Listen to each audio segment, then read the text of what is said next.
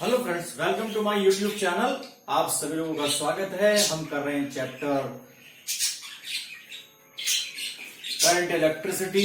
उसमें काफी टॉपिक्स हम कर चुके हैं, धीरे धीरे करके आगे बढ़ते हैं और इसी तरीके से आप लोग साथ निभाते रहिए, टॉपिक्स को रिवाइज करते रहिए जिससे कि आगे आने वाले टॉपिक्स में कोई प्रॉब्लम ना आए। चलिए चलते हैं अपने नेक्स्ट टॉपिक पर। But before going to the next topic, subscribe my channel, like and share the video and also press the bell icon to get the early notification of the uploaded video. चलिए चलते हैं। अब हम बात करते हैं relation between current and drift velocity. Current and drift velocity में relation find out करना है। कैसे करना है? देखिए, बिल्कुल सिंपल है, बहुत ज्यादा टिपिकल नहीं है, बस थोड़ा सा आप लोग फोकस करते रहे अपनी स्टडी पर। जो पढ़ाया जा रहा है, जो लेक्चर्स आपको दिए जा रहे हैं उसके पर फोकस करें। वीडियो को स्टार्टिंग से लेकर के एंड तक देखें तो आपको पता लगेगा कि कितना आसान चैप्टर है, बहुत टिपिकल नहीं है। We need only little bit of efforts, then you can resolve your और सोल्व योर प्रॉब्लम। करते हैं। Let small cube with a charge flows in a conductor for time small t, then I is equal to q upon t, or implies q is equal to I. It can be taken as first equation. It is when let small n be the electron density, that is number of electrons per second. Capital A be the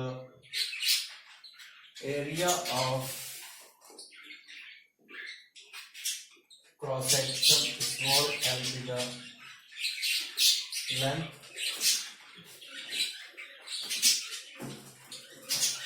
then volume of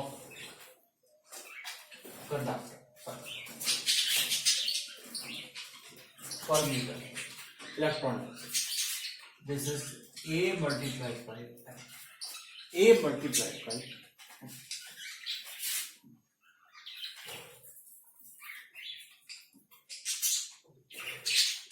total number of electrons in conductor is equal to, देखिए unit volume के अंदर small n number of electrons हैं, तो L volume के अंदर कितने होंगे? n into A into L, this is the total number of electrons. अब टोटल नंबर ऑफ इलेक्ट्रॉन्स आ गए। हमें चार्ज की बात हम करते हैं। चार्ज की बात करते हैं तो देखिए क्या आएगा इसके अंदर? Charge Q is equal to Ne and it will get NeAl. This is the second equation. Compare equation first and equation second. Compare first and second. IT is equal to NeAl or I is equal to NeAl by T. L by T means the total length covered by a electron in a unit time. तो electron एक end से चला दूसरे end पर पहुंचा तो total distance कितनी cover हुई? It is equal to the length of the conductor. तो हम क्या ले सकते हैं? L upon T is taken as Vd. This is the drift velocity. Then you can write here NeAv. This is the relation between current and the drift velocity, it is too easy. थोड़ा सा steps को आप cover up करिए, थोड़ा steps को देखिए किस तरीके से होता है, स्टेप बाय स्टेप आपको करना है, आपको मार्क्स फुल मिलेंगे। And you know J is equal to I upon A. J means current density, I upon A, substitute here value NEAVD divided by A, this is J, cancelled, J is equal to NE. This is the relation between current density and the drift velocity. Now you can note down.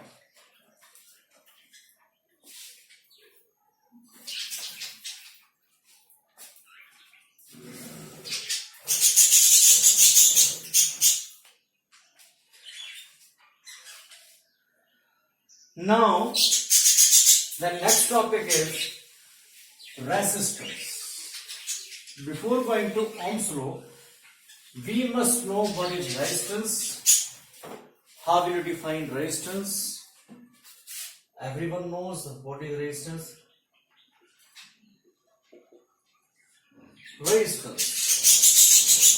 सब technically एक ही बात बताते हैं, V और I के ratio को हम resistance बोलते हैं, लेकिन इन actual fact what is resistance? अगर आप जनरल में किसी को बताना चाहें रेजिस्टेंस क्या होता है, आप किसी फिजिक्स के टीचर को बता दिए this is V upon I is equal to R, this is called resistance, it's okay. लेकिन एक लेमन है, एक लेबर है, आपको उसको बताना है how will define resistance. Resistance कैसे डिफाइन करेंगे? कॉन्सेप्ट्स को ध्यान रखना है, किस तरीके से करना है। मैं हूं या कोई और टीचर पढ़ाए, you will have to focus on basics, क्योंकि बेसिक्स जब आपके क्लियर होंगे then you will go through any competitive exam very easily. तो आप कर सकते हैं उसको। Resistance means obstruction. ऑब्स्ट्रक्शन किस तरीके से ऑब्स्ट्रक्शन? आप देखिए कि जनरली हम बात करते हैं कि each and every body, either our human body also have resistance. कैसे रेजिस्टेंस कैसे होता है? हमें हल्का सा कट लग गया, हमने उसको हाथ से दबा दिया, तो क्या होगा? कुछ देर बाद ब्लड का फ्लो होना बंद। तो बॉडी में क्या है? ऑटोमेटेड इम्यूनिटी पावर है, ऑटोमेटेड क्लोटिंग पावर है। क्लोटिंग पावर ने क्या किया कि ब्लड के फ्लो को रोक दिया। ब्लड के फ्लो को रोक दिया मीन्स करंट के फ्लो को रोक दिया, तो आपका this is called resistance, means obstruction in the path of flow of current. किसी बॉडी के रेजिस्टेंस, रेजिस्टिव पावर, रेजिस्टेंस जितना ज्यादा होगा करंट की वैल्यू उतनी ही कम होती है। आपको हल्का सा फीवर हो गया, नजला हो गया, कोल्ड हो गया, तो क्या होता है? Without taking any medicine, only taking the precautions, आप सही हो जाते हैं। क्यों हो गए भाई? बॉडी के अंदर इम्यूनिटी पावर है। कभी कभी ऐसा होता है इन केस कि आपको फ्लू इस तरह का डेवलप हो जाता है कि डॉक्टर्स आपको बाहर से एंटीबायोटिक देते हैं। जो बॉडीज के अंदर एंटीबॉडीज अवेलेबल हैं, उनकी जब स्ट्रेंथ कम हो जाती है तो उसको एनहांस करने के लिए बाहर से हम क्या देते हैं? एंटीबायोटिक देते हैं। तो एंटीबॉडीज की जो स्ट्रेंथ है वो स्ट्रेंथन हो जाती है, जिससे कि हमारी जो कैपेसिटी है, रेसिस्टिव पावर है, वो इंक्रीज कर जाती है। तो this is called the resistance. Resistance means obstruction in the path of flow of current is generally called resistance, or in technical form it is the ratio of the potential difference applied across the conductor to the current flowing in the conductor is called resistance. Resistance is defined as R is equal to V upon I. Resistance bodies का constant भी हो सकता है, very भी कर सकता है, decrease भी कर सकता है, इंक्रीज भी कर सकता है। Resistance is such a factor which actually depends on the nature of the metal, nature of the material और द टेम्परेचर ऑल्सो। चलिए हम चलते हैं इसके ऊपर। And this is the unit is volt per ampere और called ohm, symbol is this one. How will you define 1 ohm resistance? 1 ohm resistance, how will you define? Define means if I is equal to 1 ampere, V is equal to 1 volt, then R is equal to 1 ohm. क्या define करेंगे? If 1 ampere current is flowing in a conductor at the potential difference of 1 volt, then the resistance of the conductor is said to be 1 ohm. इस तरीके से हम easily define कर सकते हैं। तो अब आप देखिए कितना सिंपल है, कितना आसान है, किस तरीके से आप इसको फॉलो करते हैं। बस आप स्टेप बाय स्टेप फॉलो करते रहिए, कोई चांस नहीं है कि आप सक्सेस ना हो। हमेशा एक कोटेशन है, there is no shortcut to success. कोई भी शॉर्टकट पाथ नहीं है सक्सेस को लेने के लिए। तो आपको प्रॉपर चैनल के थ्रू आपको step by step her subject को कवर अप करना पड़ेगा, जिससे कि आपको कोई भी डिस्टॉर्शन क्रिएट ना हो और आपके जो सक्सेस में कोई भी रेजिस्टेंस ना लगे। रेजिस्टेंस नहीं लगना चाहिए, रेसिस्टिविटी मिनिमल और इंक्रीमेंट मैक्सिमम। तो इस तरीके से आपको करके चलना है। तो ये हमने रेजिस्टेंस को डिफाइन कर दिया। एंड कंडक्टेंस की बात हम करते हैं।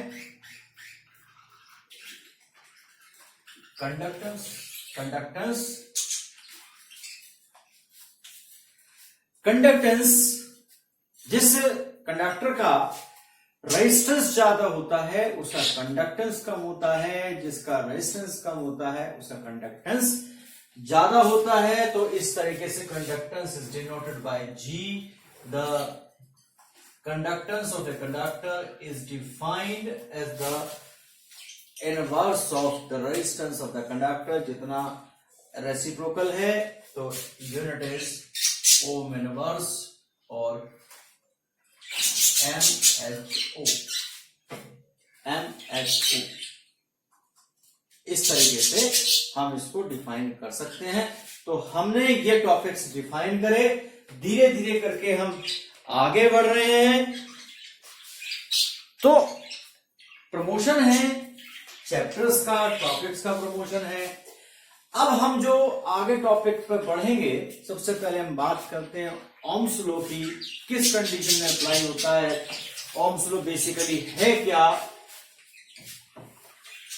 ओम्स लॉ के बाद फिर डिडक्शन करेंगे। डिडक्शन देखिए, ध्यान रखिए कि सीबीएसई बोर्ड ने कहने को 30% सिलेबस को डिडक्ट किया है, लेकिन अगर आप बुक उठा के देखें या आप टॉपिक्स को देखें, डिडक्टेड टॉपिक्स को देखें, some of the topic is that topic by omitting this topic, next topic you can't solve easily. तो बिना उस टॉपिक्स को करे हुए आप लोग उसको सॉल्व नहीं कर सकते। तो इसलिए my advice is that you will have to do all these topics which are related to the next one. Is it clear? चलिए चलते हैं, ओम्स लॉ की बात हम करते हैं। Ohm's law, this is the Simon Ohm's law. कैसे करेंगे डिफाइन? देखिए, पहली बात इसमें जो बात की जाती है वो रेजिस्टेंस की बात की जाती है। रेजिस्टेंस क्या होना चाहिए? It's a physical parameters like pressure, temperature and other humidity and other parameters means those factors which are affecting the resistance of the conductor must remain constant. This is the physical parameters like temperature, pressure, humidity, etc. If these parameters remains constant, then the potential ratio of potential difference to the current flowing in the conductor is constant. Physical parameters which are affecting resistance of the conductor must remain constant. Then the ratio of potential difference applied to the conductor to the current flowing in the conductor remains constant. It is also V upon I is also known as capital R. So V upon I is equal to R. Then you can say that V is equal to IR. Normally हम क्या कहते हैं Ohm's law क्या है? V is equal to IR. This is not the Ohm's law. Ohm's law is that if the physical parameters which are affecting the resistance of the conductor, then V upon I is constant. This is called Ohm's law. V is equal to IR is not Ohm's law. ये तो कहीं भी हो सकता है. V very करे, I very करे, I और R वेरी करे. तो Ohm's law को हम इस तरीके से डिफाइन नहीं कर सकते. तो हमें केवल ये बताना है physical parameters like pressure, temperature and the humidity and etcetera. Those parameters which are affecting the resistance of the conductor must remain constant. Then the ratio of potential difference to the current flowing in the conductor always constant. जब हम इसे कह सकते हैं इसको, अगर हम graph को प्लॉट करें, if you plot a graph between V and I, अगर हम ग्राफ को प्लॉट करते हैं तो क्या होता है?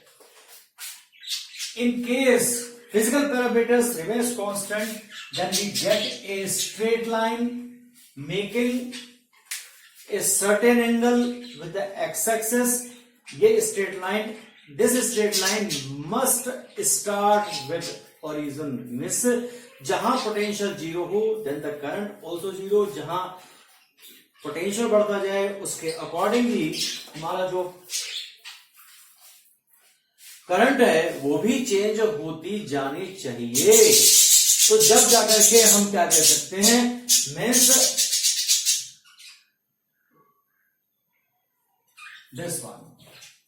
this must remain constant in between any two points. तो उस कंडीशन के अंदर हम कह सकते हैं this follows the Ohm's law. अगर हम कुछ बात हम करते हैं इस तरीके से, ये स्ट्रेट लाइन है, या I है या V है, this is the straight line, okay, but it is not following Ohm's law. That is why V increase कर रहा है but I remains constant. This is ऐसा क्यों? क्योंकि V और R की जो रेशियो है वो चेंज हो रही है. V और R की जो रेशियो है वो कांस्टेंट है.